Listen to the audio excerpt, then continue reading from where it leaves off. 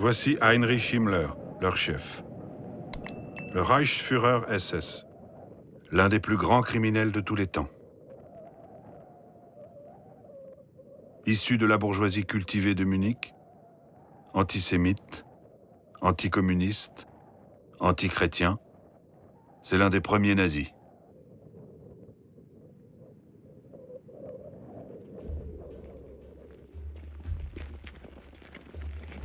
À l'âge de 23 ans, il a participé au putsch de Munich, quand Hitler a voulu renverser la République allemande et instaurer un régime fasciste, comme Mussolini l'a fait à Rome un an plus tôt. La tentative a échoué lors des affrontements avec la police sur la place de la Feldherrnhalle.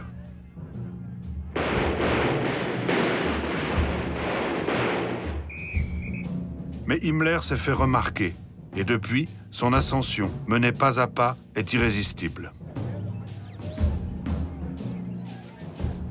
Quand Hitler arrive au pouvoir, il commande 50 000 SS. Il est encore placé sous l'autorité de Röhm, ici, le bras levé, le chef de la SA, la milice du parti. Une tutelle qu'il ne supporte plus. Depuis des mois, avec l'aide de plusieurs dignitaires nazis, Himmler tente de convaincre le Führer que Röhm et ses SA complotent contre son gouvernement.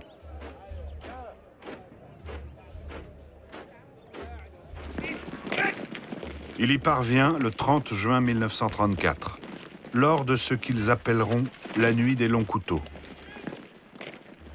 Les hommes en noir vont assassiner l'état-major de la SA, leurs frères d'armes. Hitler lui-même leur a donné le signal en faisant arrêter Röhm, qui se repose dans un hôtel de Bavière.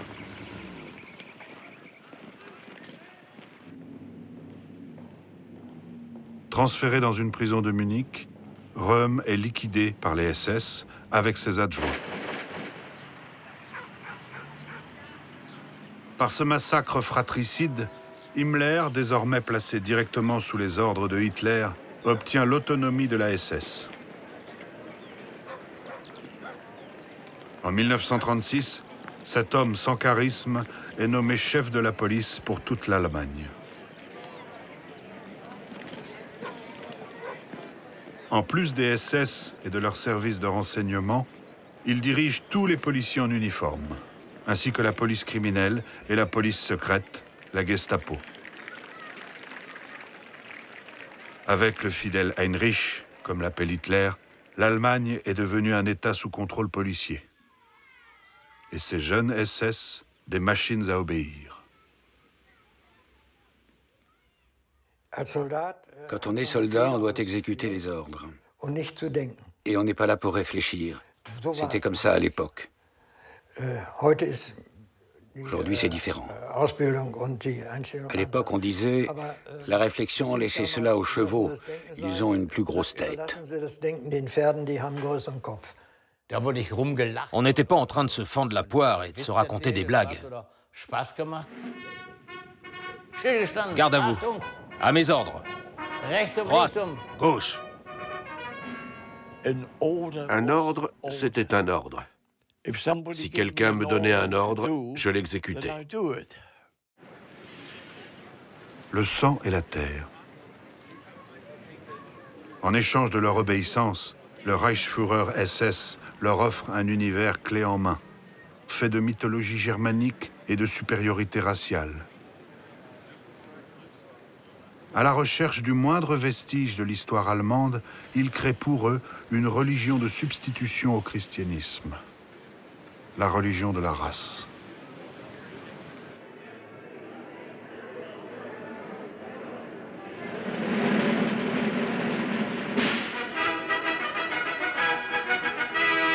Avec ses croyances et ses rites. Ici, le baptême d'un enfant. Aucun prêtre. L'officiant est un SS et le portrait de Hitler remplace le crucifix sur l'autel. Cette atmosphère, ce cérémonial mythologique, cela me fascinait. Je ne l'ai pas oublié.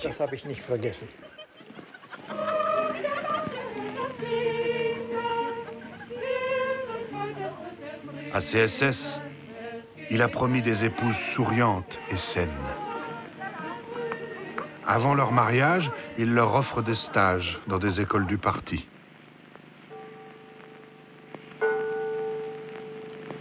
Jeden Morgen 7 Uhr heißt es aufstehen.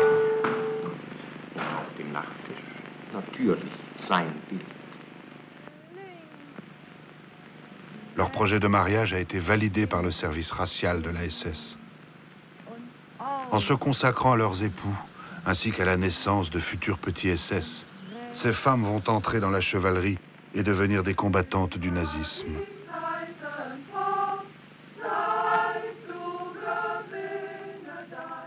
Pour progresser dans la hiérarchie, un SS doit être marié à l'âge de 26 ans, avoir son premier enfant à 28 ans, puis un autre tous les 2 ans, jusqu'au nombre de 4 au minimum.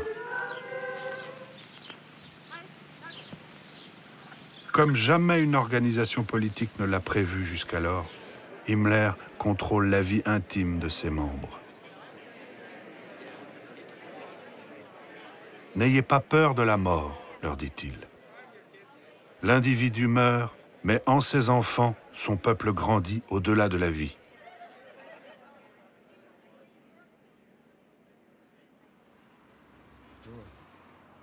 La plupart des SS que nous rencontrons étaient encore des enfants dans les années 30.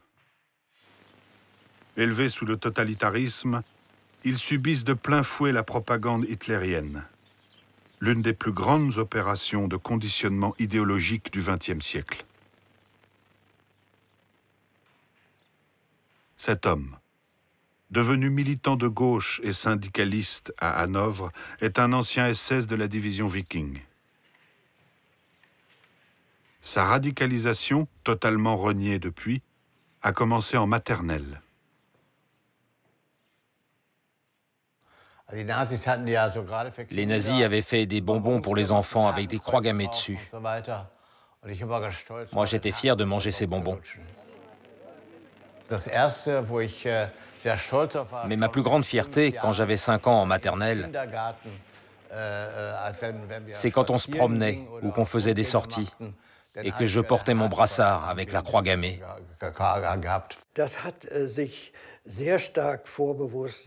Tout cela nous a été inculqué sciemment, si bien qu'en 1934, quand j'avais 10 ans, cet état d'esprit, le port de l'uniforme et bien sûr le salut hitlérien, tout cela allait déjà de soi. En fait, je ne connais personne qui se soit opposé à cela.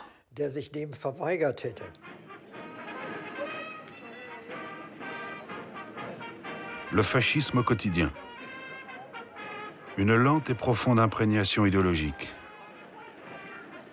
Pour Hitler, il faut considérer les enfants comme de futurs soldats dont les meilleurs deviendront des SS. Mes parents étaient effondrés. Je haïssais les Juifs à fond. Jamais à l'école, je me serais assis à côté d'un Juif. Jamais. C'était tout simplement pas notre race. Les Juifs, c'était l'horreur. Escrocs, traîtres, feignants, attirés par l'argent, coupeurs de tête. Dans les organisations de jeunesse, ces futurs SS subissent un service militaire avant l'heure. Comme dans la Grèce antique, à Sparte, où les enfants étaient éduqués par la cité.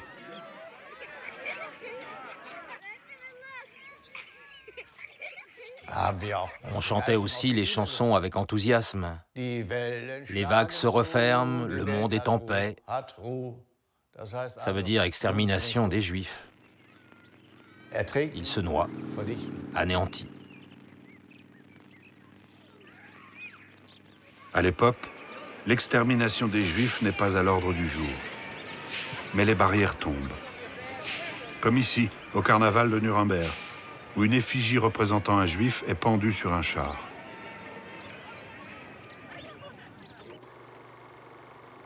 ou dans ce film de propagande.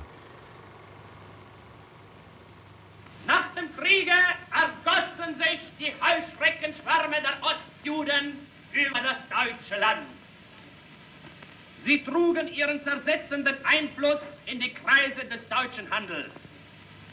Sie vergewaltigten auch die deutsche Kultur, zersetzten die Literatur, verunstalteten die Wissenschaft an den Hochschulen, verunglimpften die deutsche Kunst, machten sich die deutsche Presse hörig, beuteten den Bauer und Arbeiter aus auf allen Lebensgebieten des deutschen... L'Allemagne victime des Juifs.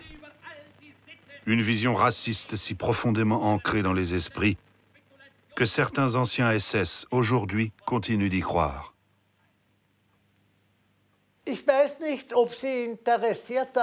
Je ne sais pas si cela vous plairait, alors que vous avez un type de sang bien précis, d'accepter une race qui est fondamentalement différente par sa manière d'être, par sa religion, par sa conception de la vie,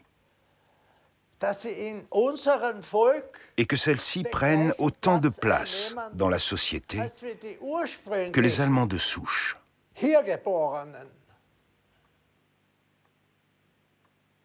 Ce SS autrichien n'a jamais été impliqué dans les crimes, dit-il. Mais sur ses étagères figure son ancien poignard et la statuette caricaturale d'un juif d'Europe de l'Est. Ce sont toujours nos ennemis, nous dit-il hors caméra.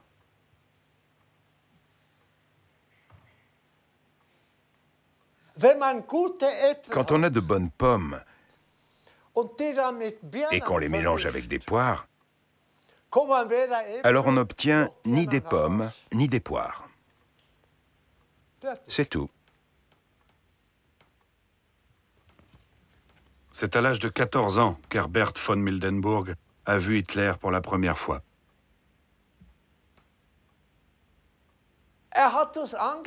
Il nous a regardés avec des yeux qui dégageaient quelque chose de fascinant.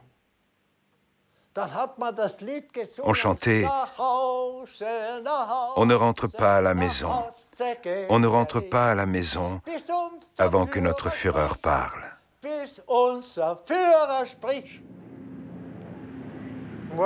On était aux anges, comme c'est donné aujourd'hui dans les stades de foot.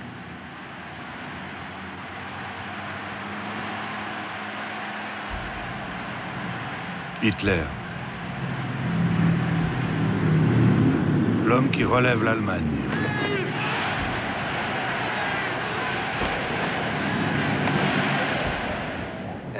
C'était comme une ivresse.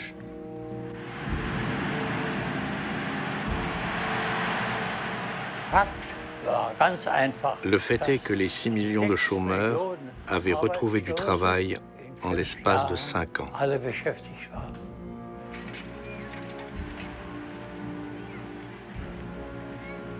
En multipliant les aides sociales aux ouvriers, en offrant à tous des loisirs jusqu'alors réservés aux privilégiés, en finançant de grands travaux par l'endettement et la spoliation des biens juifs, Hitler obtient le consentement des Allemands par le bien-être.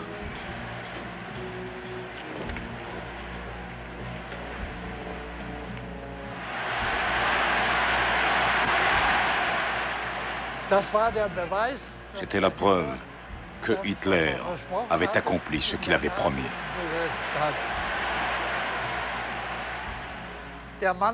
Cet homme a du cran. Ce n'est pas un lâche. Vous diriez que Hitler est l'homme de votre vie? Oui, à 100%.